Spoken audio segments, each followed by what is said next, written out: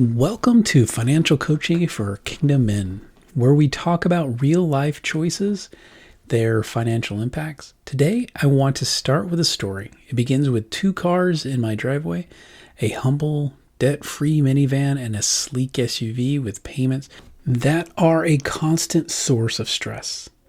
These aren't just vehicles. They are powerful reminders of emotional and financial decisions we make. In this episode, we're pulling back the curtain on how a single car purchase can change your financial destiny for years.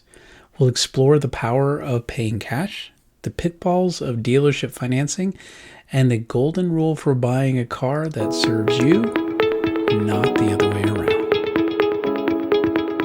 Welcome to Financial Coaching Kingdom, the podcast that helps you align your money with your purpose. I'm your host, John. We've all felt the weight of financial stress, the sleepless nights, the silent disagreements with our spouse, the feeling that we're just not in control. But what if there's a better way? What if managing your money was less about math and more about peace of mind? On this podcast, we'll explore a different kind of financial freedom. It's not just about what you earn or what you owe. It's about the emotional clarity that comes from being on the same page with your spouse, the spiritual strength you gain from worshiping God with your finances, and the deep satisfaction of knowing you're building a lasting legacy for your family. Every week, we'll cut through the noise to bring you simple, powerful truths that will help you move from financial chaos to confidence. If you're ready to find clarity, grow in unity, and live with purpose, you're in the right place. Let's get started.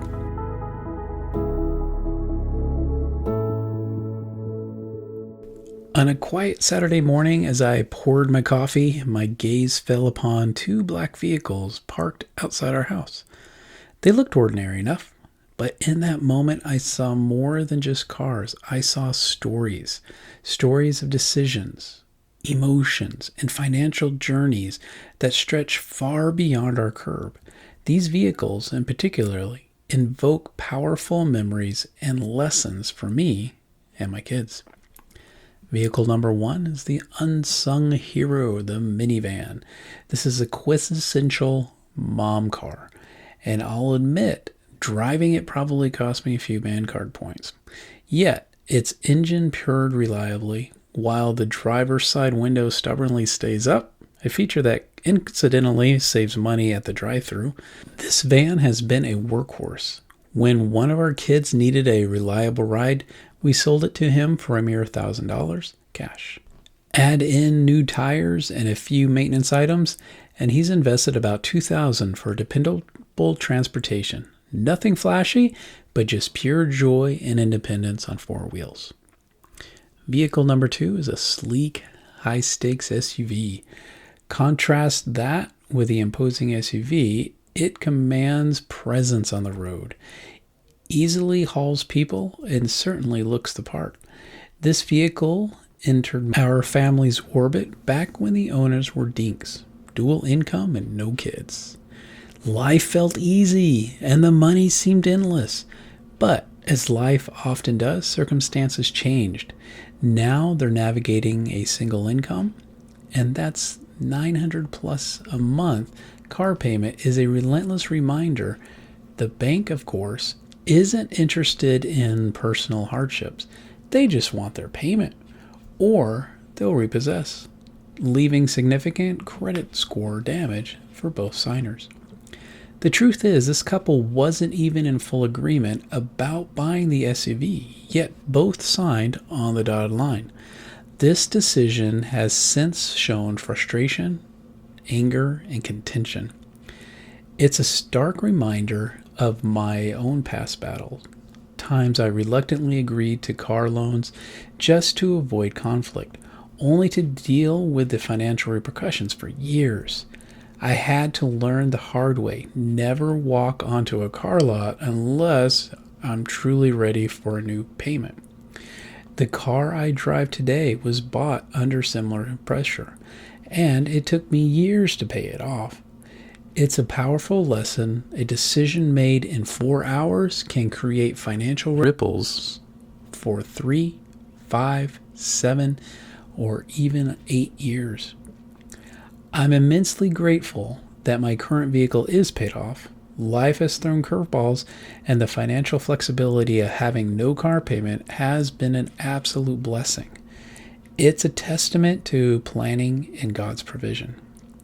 So, when do you start thinking about replacing your vehicles? Are you and your household in full agreement about when and how much to pay? What's truly the best way to acquire a vehicle?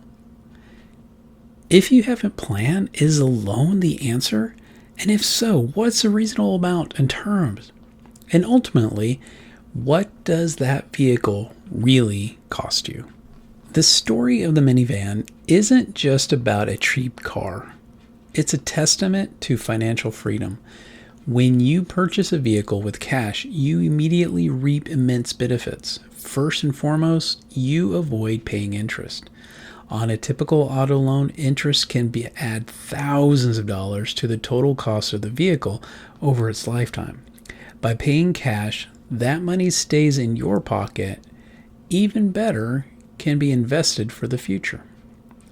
Second, you avoid monthly payments. Imagine having an extra few $100s in your budget every single month.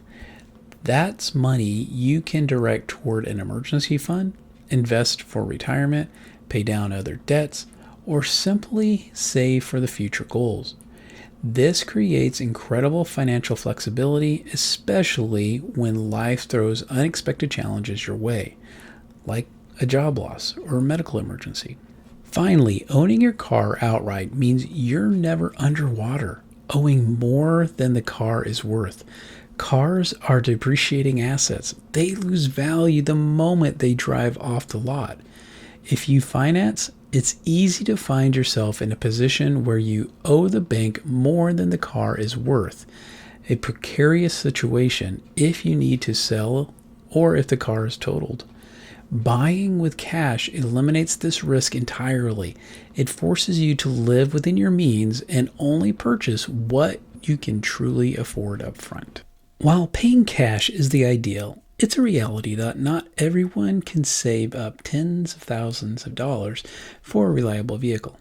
If financing is your only viable path to getting the transportation you need, there are smart ways to approach it.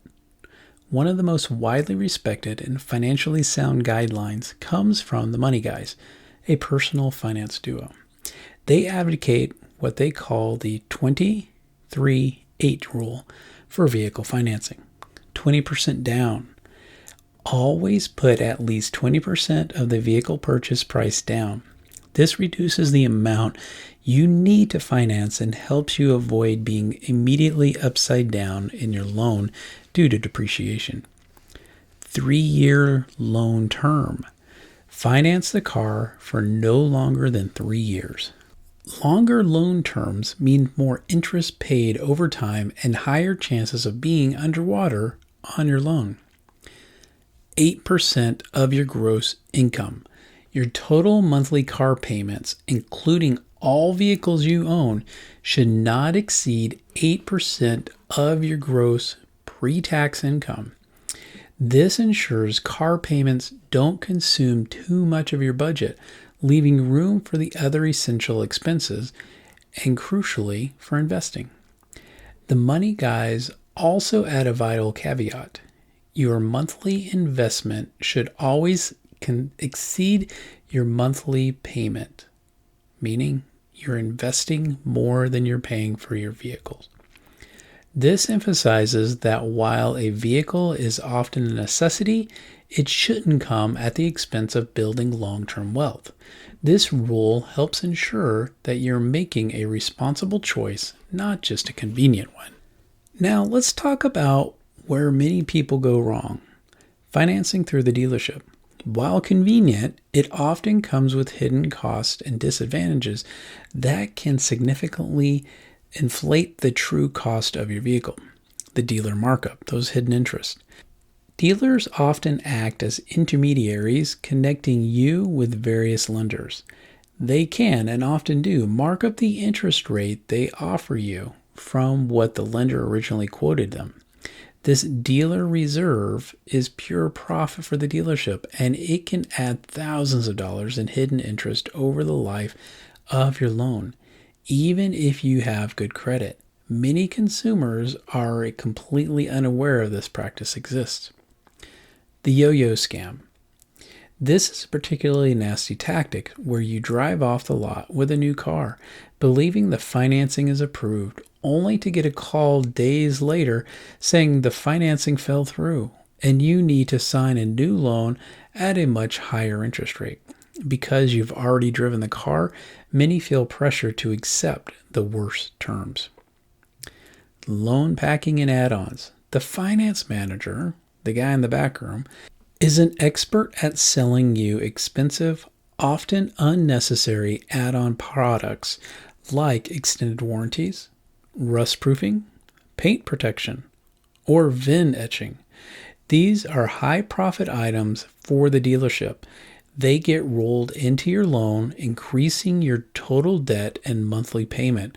While some warranties can be useful, many are overpriced and could be purchased cheaper elsewhere or aren't needed at all.